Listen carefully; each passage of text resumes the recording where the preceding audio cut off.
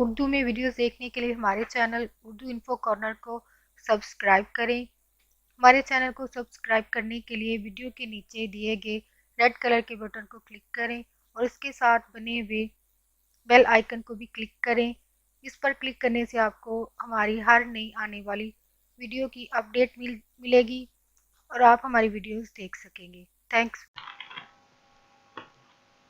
Friends, آج کا ہمارا ٹاپک ہے نیوٹن کی بائیوگرافی۔ یعنی آپ جن کی لائف کے بارے میں جان سکیں گے، ان کی ابتدائی لائف، ان کی لائف میں جو بھی اچیومنٹس تھیں وہ اس کے بارے میں جان سکیں گے۔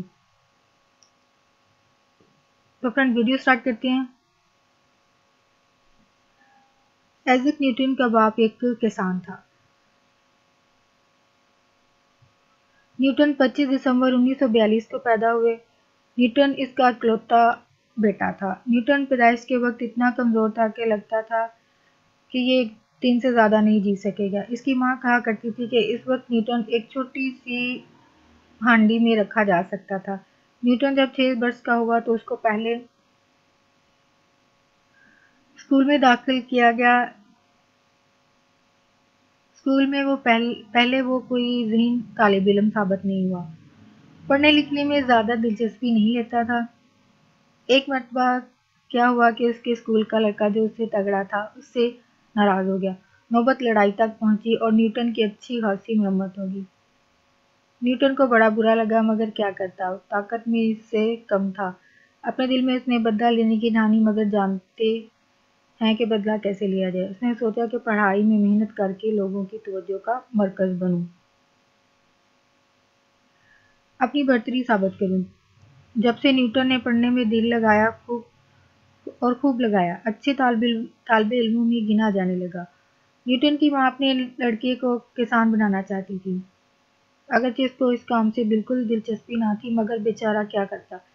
ایک ملازم کے ساتھ اس کو اناج بیچنے کے لیے جانا پڑتا تھا۔ وہ تھوڑی دور نوکر کے ساتھ جاتا اور وہیں کسی درخت کے سائے میں بیٹھ کر اس سے کہہ دیتا کہ تم جاؤ اور اناج بیچ کر جب واپس آؤ تو مجھے ساتھ لیتے جانا، مگر دیکھو ماں سے مت کہنا۔ درخت کے نیچے بیٹھ کر وہ سوچ بچار کیا کرتا، مطالعہ قدرت میں مصروف ہو جاتا۔ اس کو ہل اور بیل سے زیادہ کتابیں پسند تھیں۔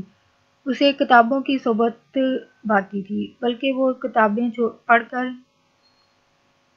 گویا مصنفوں کے ساتھ اپنا وقت گزارتا۔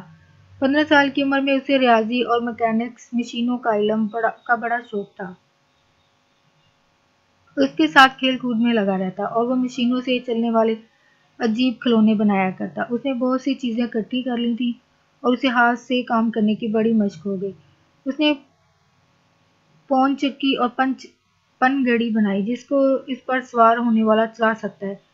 اسی چیز نے بعد میں ترقی کر کے سائیکل کی شکل اختیار کی۔ ایک روز اس کا ماموں اس کے ہاں آیا۔ اس نے بھانجے کو ریاضی میں دلچسپی لیتے دیکھا تو اپنی بہن نیوٹن کی ماں سے کہا کہ اسے کیمبرج میں بھیج دو۔ چنانچہ نیوٹن کو 5 جون 1661 کو ٹریٹنی کالج میں داخل کرایا گیا۔